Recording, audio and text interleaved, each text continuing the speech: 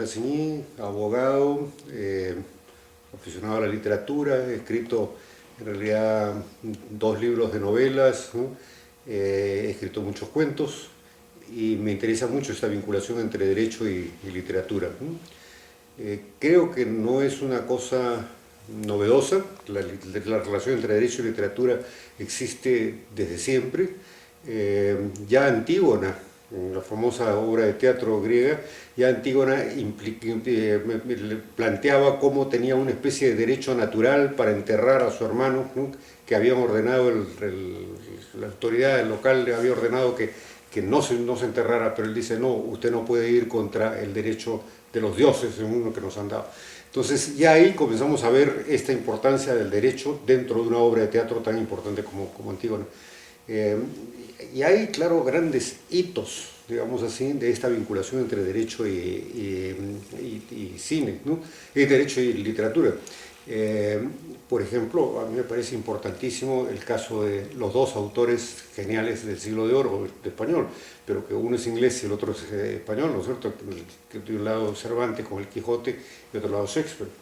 En el Quijote hay una mención al derecho bastante importante, muy interesante porque es una mención de un lado casi humorística, ¿no? Uno se ríe de ver lo que ha sucedido, pero es un análisis interesante del derecho que en el fondo es un análisis, más bien diría yo, un poco dirigido a la prueba antes que a la naturaleza misma de lo que es derecho o a la justicia, ¿no es cierto? Es cómo probar, la técnica de la prueba, digamos, ¿no? Y lo hace de una manera muy interesante. Quijote cuenta la historia de un rico ganadero, ¿no? Que ha ido a otra ciudad para vender sus chanchos, ¿no? Y regresa, y en el camino de regreso se encuentra con una joven, ¿no? Con la cual ella le ofrece tener relaciones, como decía en esa época, yogar. Yogar significa dormir y hacer, ¿no? Echarse. Entonces de ahí viene, yogar era en realidad tener relaciones. Entonces le ofrece a ella tener relaciones a cambio de dinero, ¿no? Entonces pactan una suma y él entrega y tienen relaciones, pero ella se da cuenta que él tiene una bolsa de dinero con más plata que eso, porque claro, se había venido de vender sus chanchos, ¿no? Entonces quiere exigirle más, y como él no quiere darle más, porque ya simplemente eso es lo que había sido convenido, entonces ella se va hasta la isla Barataria, que era lo que le habían dado en broma también a Sancho Panza para que él manejara la isla. Esta no la habían creado como si fuera el jefe, la autoridad de la isla. Que no es una isla en el sentido de mar, ¿no? Le llamaban Isola, era una circunscripción jurídica, una circunscripción política, ¿no? Entonces le habían dado a Sancho Panza, los dueños de eso, en broma, la autoridad, como si él fuera, pues realmente, ¿no? El jefe de ahí. Por supuesto, Sancho Panza se sentía una cosa especialísima, ¿no? Entonces viene esta mujer donde Sancho Panza y le dice, señor, le dice, no puede usted, yo le pido a usted que no permita una injusticia tan grande. Este hombre me ha violado, ¿no? Entonces dice, ¿lo ha violado? Sí, me ha violado. El otro dice, no, yo no le he violado, yo le pagué por sus servicios, ¿no? Pero en realidad me quería cobrar más y ahora viene a decir que me ha violado. Entonces le dice, ¿usted tiene ahí todavía más dinero? Sí, tengo más dinero, aquí está mi bolsa, ¿no es cierto? En esa época eran como unas bolsas que se daban, ¿no? Y está mi bolsa con mi dinero. Bueno, entonces, entréguele usted esa bolsa a la señora. Se queda un poco sorprendido el otro, ¿no? Pero dice, usted, yo soy la autoridad, entréguele. Entonces le entrega la bolsa y la mujer se va feliz de la vida porque se da toda la plata del otro, se va feliz, ¿no? Pero apenas ha salido de la habitación o del sitio donde estaba, le dice al individuo, a este ganadero, le dice, vaya usted ahora, persígale y quítale la bolsa, ¿no? Entonces efectivamente el otro sale corriendo, acaba un rato, regresan los dos, ella todavía con la bolsa que se le había metido bajo la falda y la sostenía así, debajo de la falda, y el otro jalándola, ¿no es cierto?, trayéndola hasta ahí, ¿no? Y le dice, Sancho Panza le dice, bueno, le dice, ahora comprendo, ¿no? En realidad devuélvale usted ahora la bolsa, ¿no?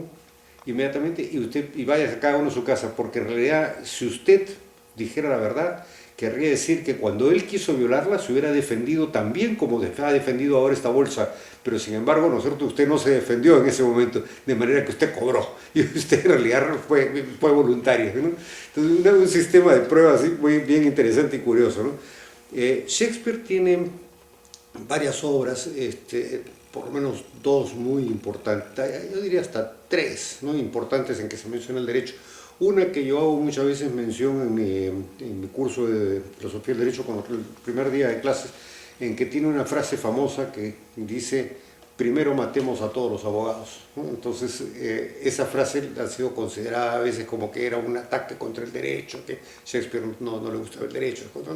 No es así, era todo lo contrario, es marcar la importancia del derecho, porque la obra de teatro cuenta una revolución contra el rey de Inglaterra, en la cual el que hace la revolución es un energúmeno, ¿no?, pero que al mismo tiempo quiere dos cosas curiosas, ¿no? Quiere, de un lado, hacer una sociedad totalmente igualitaria, pero al mismo tiempo absolutamente dictatorial, en la cual él manda, y las leyes de Inglaterra, dice, son lo que sale de mi boca, ¿no es cierto?, un poco así, ¿eh?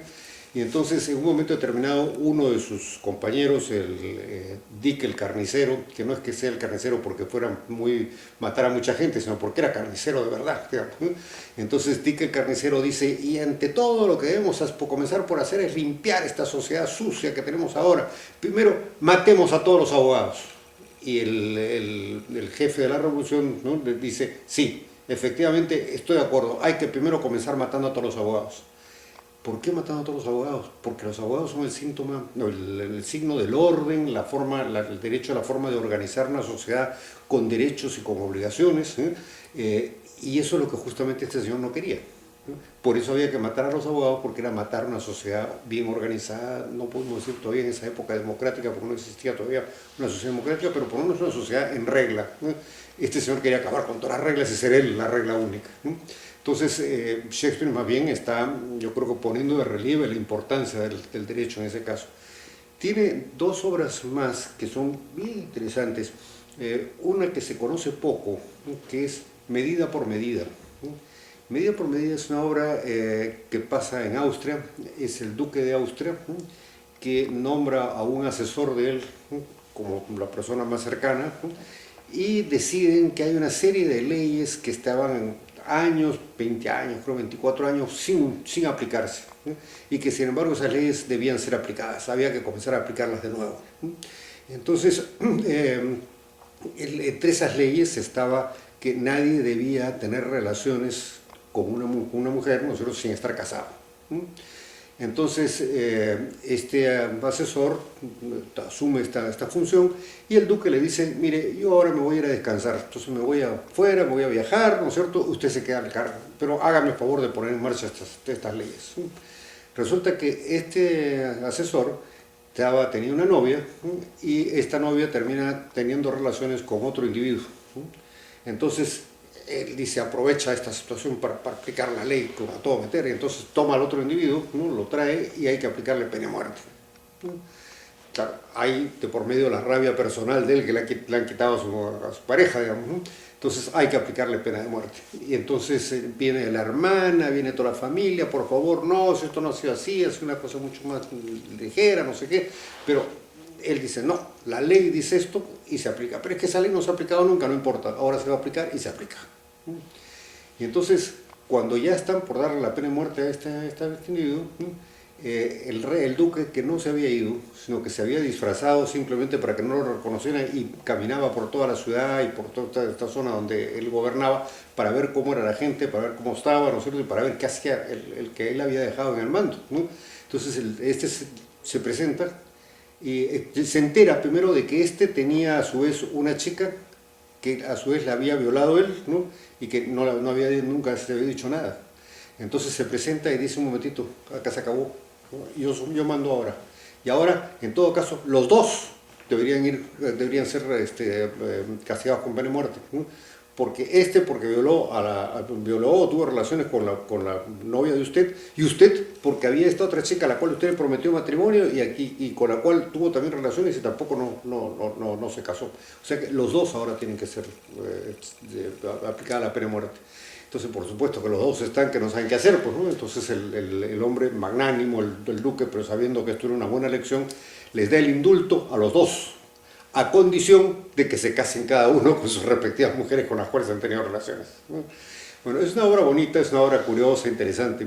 Y la tercera obra, importantísima evidentemente, ¿no es cierto?, de Shakespeare, es la del Mercader de Venecia, ¿no? El Mercader de Venecia, a mí personalmente le tengo alguna dificultad al Mercader de Venecia ¿no? Porque yo, me parece, yo detesto todo lo que sea racismo y todo lo que sea separación cultural, digamos, y menosprecio a las otras culturas y todo eso. Y en este caso, en el caso de Shakespeare, es curioso, yo nunca me hubiera imaginado, solamente cuando lo leí con más cuidado me di cuenta y ahí comencé a ver comentarios de muchas otras gente también. Shakespeare era totalmente antijudío, ¿no? O sea, consideraba a los judíos de lo peor que podía haber realmente y simplemente dedicados a la plata. En esa época el que se dedicaba a la plata y era comerciante no era muy bien visto tampoco, ¿no? Los nobles, por ejemplo, no se dedicaban nunca, no tocaban dinero, ¿no? Esos peleaban en la guerra y ese tipo de cosas, pero no tocaban dinero. Entonces, los judíos son muy mal vistos. Entonces, esta obra de Mercader de Venecia es de un judío, justamente, ¿no? Y en el cual hay una situación curiosa y es una situación en la que un individuo quiere casarse, no tiene la plata para casarse, entonces le pide a un amigo que es mercader, que tiene barcos que van y que vienen al Medio Oriente, le pide que lo financie, ¿no? Y que después él le va a pagar.